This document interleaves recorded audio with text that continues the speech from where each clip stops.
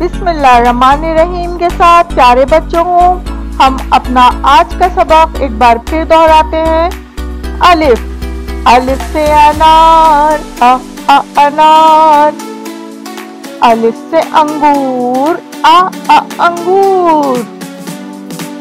अलिफ मद्दा, अलिफ मद्दा से आम, आम।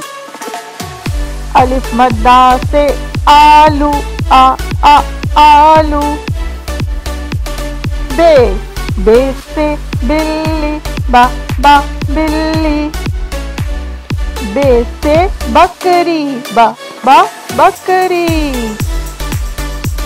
पे से पतंग, पतंग। पे से प्याला, प्याला। ते से ताला, ताला। ते से तलवार, तलवार। अलिफ, अलिफ मद्दा।